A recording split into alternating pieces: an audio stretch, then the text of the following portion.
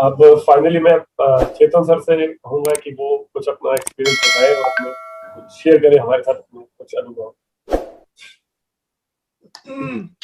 Thank you very much. Thank you Sanjeev मेरे भाई, thank you Romshree and everybody. Sanjeev ने बड़ी ऑनेस्टी से एक्सप्रेस किया और जैसा संजीव ने महसूस किया, मुझे लगता है ऐसे और भी हमारे डिस्ट्रीब्यूटर होंगे जिनको ये परेशानी आ रही होगी, वो कनेक्ट नहीं कर पा रहे होंगे। तो मैं रोमश्री से यही कहूंगा, जैसे आज थीटा को पूरा एक्सप्लेन किया, ऐसे लगातार 5-7 दिन एक्सप्लेन करें, क्योंकि कई बार क्या होता है, व्यक्ति पहली बार में ठीक से सुन या समझ नहीं पाता, और प्रैक्टिस से सब कुछ होता है। तो 5-6 दिन जब आप एक्सप्लेन भी करेंगे और लोग कोशिश भी करेंगे, तो मुझे पूरी उम्मीद है हमारे संजीव भाई भी और बाकी वो सारे डिस्ट्रीब्यूटर भी अपने अनुभव ऐसे ही शेयर कर रहे होंगे जैसे बाकी लोग शेयर कर रहे हैं जी। क्योंकि ये सार्वभौम सत्य है। यहाँ पे कोई ऐसा व्यक्ति नहीं है जिसको कोई इंप्रेशन मारना है। मैं इस बारे में थोड़ा सा एक पहले तो अपने अनुभव शेयर करता हूँ, फिर बाद में कुछ एडिशन करूंगा थोड़ा सा। जब मैं उस क्रिएटर के साथ वननेस में चला गया, यानी उसके साथ था मैं, तो रोमश्री जी ने एक कमांड दी थी कि आप उससे लाइट लेके एक वॉल में जाके आपके साथ जितने भी कनेक्टेड लोग हैं उनको इनलाइटन कीजिए। तो अपने कंपैशन में, निष्काम भाव में मैंने अपनी तरफ से सबको लाइट भेजी, उनको भी जो हमारे साथ हैं, उनको भी जो हमारे साथ नहीं है। वासुदेव कुटुंबकाय पूरे भारत में, क्योंकि जब आप क्रिएटर के साथ हैं, इनफाइनाइट शक्ति के साथ है, तो फिर कंजूसी किस बात की। तो हमने सबको अपनी तरफ से लाइट दी, और जब मैंने उनको बोला दिखाओ विटनेस की जब स्थिति आई, तो बहुत खूबसूरत अनुभव थे। बार बार वही दिखाई दे रहा है कि ग्लेज के नाम का एक सूरज धरती पे उदय हुआ है, पूरे विश्व में उस सूरज की रोशनी है। और ग्लेज के जो सारे डिस्ट्रीब्यूटर हैं वो एक दिए की तरह टिमटिमा रहे हैं, जो खुशियां बांट रहे हैं, धन बांट रहे हैं, ज्ञान बांट रहे हैं। ज्ञान से बड़ा धन कोई नहीं होता, क्योंकि ज्ञान के बगैर खुश होना मुमकिन ही नहीं। तो ग्लेज का एक एक व्यक्ति, मुझे लगता है हम इसी तरीके से दुनिया की बाकी नेटवर्क कंपनियों से अलग हो सकते हैं।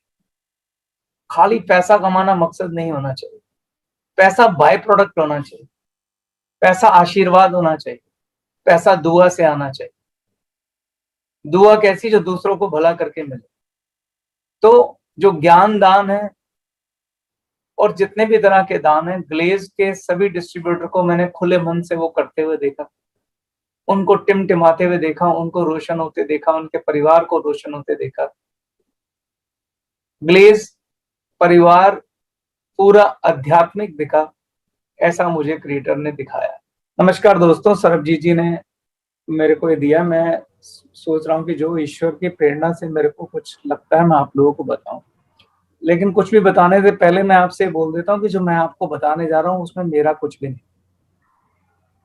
ना मैं कोई महान व्यक्ति हूँ, ना कोई संत हूँ, ना कोई, मैंने भी जो संत हैं या जो ज्ञानी पुरुष हैं, रोमश्री जैसे लोग भी जो हैं, ऐसे ही लोगों से जो मुझे थोड़ा समझने का मौका मिला, वो ही आपको बता रहा हूँ।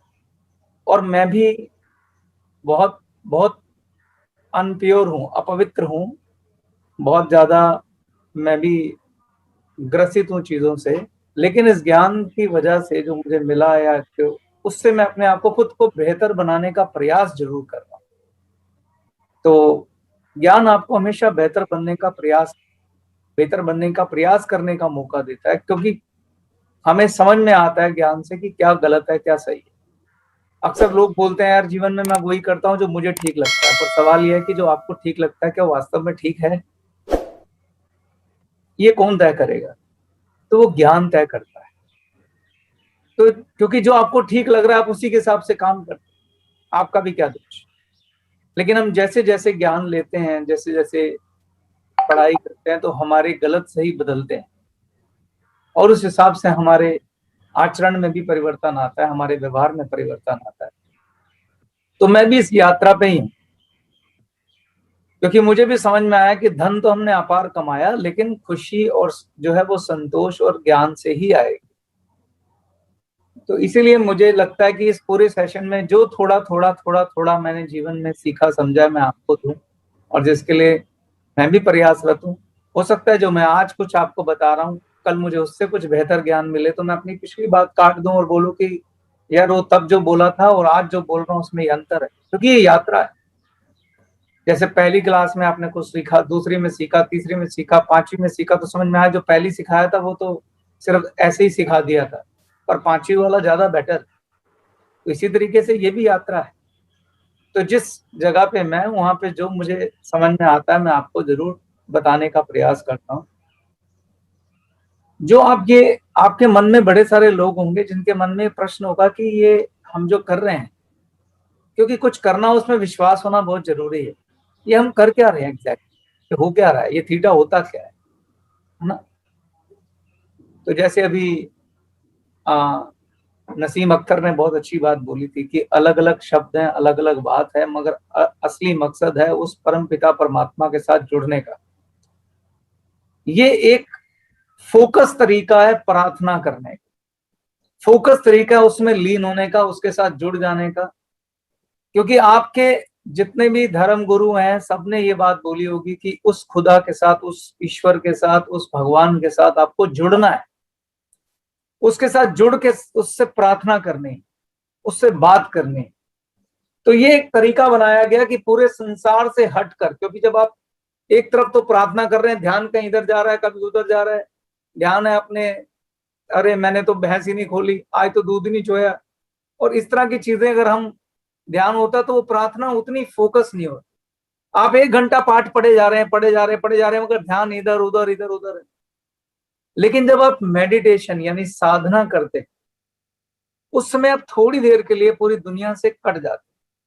तो रोम श्री ने बड़ी खूबसूरती से आपको पहले एक स्क्रिप्ट के अंदर डाला, धीरे धीरे धीरे धीरे जब आपका सारा मन वहां लग गया तो फिर ईश्वर तत्व से आपकी मुलाकात कराई, चाहे कल्पना में ही कराई। लेकिन उस समय आप और आपका ईश्वर के अलावा कोई नहीं है, आप हैं और आपका ईश्वर है, और आप अपने दिल की बात उससे करते हैं, आप अपने ईश्वर से प्रार्थना करते हैं। और यहां पर एक कमाल की बात मैं आपको बताता हूं, जब आप ईश्वर में लीन हो जाते हैं उसको बोलते हैं वननेस। वननेस मतलब तू और मैं एक ही हो गए, आप उसके अंदर लीन हो गए। तो आपके पास दो पॉसिबिलिटी होती हैं, एक होती है सृष्टा, एक होती है दृष्टा। सृष्टा कौन है? क्रिएटर है, परमपिता परमात्मा है। और दृष्टा कौन है? हम लोग हैं, जो वो जो करता है उसको सिर्फ देखते हैं, विटनेस। इसके अलावा आपके पास कुछ है नहीं, विटनेस होने के अलावा कुछ है नहीं। करेगा तो वही आपकी दुआ, आपकी प्रार्थना से ही करेगा। तो सवाल यह है कि सृष्टा और दृष्टा भाव क्या है। इस मेडिटेशन में दोनों चीजें रोमशीर ने करवाई। पहले उसने हमें परमपिता परमात्मा में लीन कर दिया कि मानो तुम ही परमात्मा हो, क्योंकि तुम उसकी गोद में बैठे हो। और फिर बोला है कि अब तुम क्रिएट करो, सृष्टा बनो, और देखो अपना जीवन कैसे क्रिएट करना चाहते हो। यानी ये वैसा ही है जैसे आप परमात्मा से वरदान मांग रहे हो, लेकिन उन्होंने आपको उनकी जगह बिठा दिया कि मांगो क्या मांगते हो। फिर आपने खूबसूरत जीवन का वहां पे चित्रण किया, मैं ऐसा चाहता हूं, वैसा चाहता हूं, परिवार, देश, ग्लेज, उसके साथ आपकी समृद्धि, आपका ज्ञान, बुद्धि, जो भी आप मांग सकते थे, आपने वैसा एक संसार क्रिएट किया, क्योंकि आपको सबसे ज्यादा पावर दे दी है क्रिएट करने के लिए। इसको बोलते हैं सृष्टा, यानी सर्जनकर्ता, यानी कि क्रिएटर।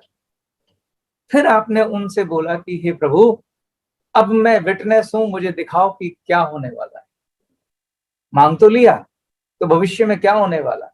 फिर आपने उसको देखा, उसकी कल्पना। तो जब वो आप देखते हैं तो फिर आप कहते हैं इट्स डन, यानी परमात्मा कहते हैं ये हो चुका है, बस इंतजार करो। इट्स ऑलरेडी डन, ये सब हो गया है, बस इंतजार करो। तो ये जो फोकस होके प्रार्थना है, जो भी रोमशरी आपको बोल रही थी कि मैंने आपको पहले दिन बोला था, सबकॉन्शियस माइंड की जो पावर है बहुत पावरफुल होती है वो पावर, लेकिन उसको हाईएस्ट कमांड इसी तरीके से दी जाती है। तो ये 99% सक्सेसफुल रहता है, प्रोवाइडेड आप पूरा फोकस होके और पूरा विश्वास करके ये क्रिया करें, वो परमात्मा पे 100% भरोसा करके करें। तो ये आप सृष्टा भी बन जाएंगे और आप दृष्टा भी बन जाएंगे। हम अदरवाइज ये कर नहीं पाते। हम सब लोग भगवान में विश्वास करते हैं, प्रार्थना करते हैं, मंदिर में जाते हैं, घंटी बजाते हैं, लेकिन ऐसे थोड़ी देर बैठकर उसके साथ जुड़ते नहीं है। तो ये जुड़ने का प्रोसेस, ये मेडिटेशन उसके साथ खुद को जोड़ने की एक क्रिया है। और अब तक जो मैं बाकी बातें आप लोगों के साथ कर रहा हूं, उसमें मैं ज्ञान को बहुत तवज्जो दे रहा हूं। जानते हैं क्यों मैं ज्ञान को तवज्जो दे रहा हूं? थोड़ी देर के लिए एक प्रश्न है मेरा आपसे। मानो कि आपके सामने ईश्वर खड़ा हो गया और उसने बोला मांगो, क्या मांगते हो? अब मुझे बताइए कि अगर बुद्धिमान व्यक्ति अच्छा मांगेगा या मूर्ख व्यक्ति अच्छा मांगेगा? बुद्धिमान व्यक्ति। बुद्धिमान व्यक्ति। तो जब आपके पास ज्ञान होगा तो आप श्रेष्ठ मांगेंगे। जब आपके पास सद्बुद्धि होगी आप श्रेष्ठतम मांगेंगे। इसलिए ईश्वर से पहली चीज मांगो कि सद्बुद्धि दे दे। जैसे सद्बुद्धि मांगोगे, इससे बड़ी चालाकी कोई हो नहीं सकती, क्योंकि सद्बुद्धि आई तो तुम वो मांगोगे जो सबसे श्रेष्ठ है, जो सबसे अच्छा है, जो सबसे बड़ा है। ईश्वर आपको समुद्र देने को तैयार है, तो आप नाली क्यों मांग रहे हैं? तो इसीलिए ज्ञान और सद्बुद्धि पहली मांग होनी चाहिए। सबसे पहली मांग होनी चाहिए कि सद्बुद्धि दे दे ईश्वर। जब वो सद्बुद्धि दे देगा तो फिर आगे जो मांगोगे वो हाईएस्ट मांगोगे। ब्रह्मचरी ने एक चीज बोली थी बीच में कि इनका भला करना हाईएस्ट वे में, सबसे ऊंचे तरीके से। ये बहुत सुंदर मांग है, क्योंकि हमने एक और भी, वो उससे भी एक आगे कदम चली गई। उन्होंने क्या बोला कि मुझे मालूम है सबसे बड़ी बुद्धि तो आप ही के पास है, तो आपको जो लगता है सबसे ऊंचे तरीके से आप कर सकते हो वो कर दो, क्योंकि मेरे को तो, मेरी बुद्धि तो लिमिटेड है, मेरा ज्ञान लिमिटेड है, मुझे तो सोचना भी नहीं आता। पर आप तो हाईएस्ट हो, आपसे ऊंचा कोई है नहीं, आपसे बलवान बुद्धि किसी के पास नहीं है, आपसे ऊंची बुद्धि किसी के पास नहीं है, तो आप ही सोच लो मेरी जगह पे क्या करना है। इससे ऊंची मांग कोई हो नहीं सकती, है ना? तो इसीलिए उन्होंने, ईश्वर तत्व ने आपको सृष्टा भी बनाया। जब आप वरदान मांगते हैं तब सृष्टा हो जाते हैं, और जब वो वरदान पूरा होता है तो आप दृष्टा हो जाते हैं। सवाल यह है कि जब आपको सृष्टा बनाया तो आप मांगेंगे क्या? इसीलिए ज्ञान का बहुत महत्वपूर्ण रोल है। इसलिए मैंने जो आपको कल 5 चीजें बताई थी, कोई बता सकता है? कौन बताएगा 5 चीजें? सबसे पहले चेतन सर आपने बताया था ज्ञान, दूसरे नंबर पर बताया था सर ध्यान, तीसरे पे था दान, चौथे पे था जप, पांचवे पे था समाधि। Very good. ज्ञान, ध्यान, दान, जप, समाधि, ये सीक्वेंस में है। जब आप ज्ञान लेते हैं तो एक होता है ऊपरी ज्ञान ले लिया। ज्ञान लेने के 2 साधन हैं, एक सत्संग जो इस समय चल रहा है, और एक स्वाध्याय जो आप पढ़ते हैं। आप जिस भी धर्म से हो, सब ज्ञान श्रेष्ठ है, कोई ज्ञान छोटा बड़ा नहीं है, क्योंकि ईश्वर ने कोई भेदभाव नहीं किया। सब जगह ऊंचे पुरुष, ज्ञानी पुरुष भेजे हैं उन्होंने।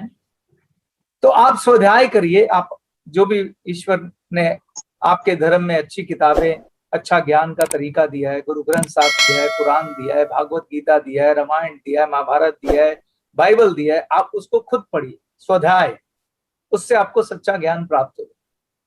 और उसके बाद ध्यान, जो आपने ज्ञान लिया उसका चिंतन करिए, उसके बारे में सोचिए। आधा घंटा बैठिए, आज मैंने क्या पढ़ा, उसको भीतर उतारिए अपने अंदर, उसको बोलते हैं ध्यान।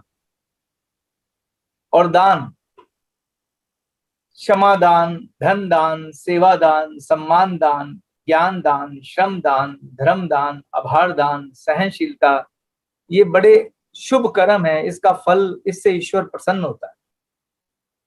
जप, जिस ईश्वर को आप मानते हैं उसका जप करिए, इससे आपका पूरा आपका पूरा आत्मन शुद्ध हो जाएगा।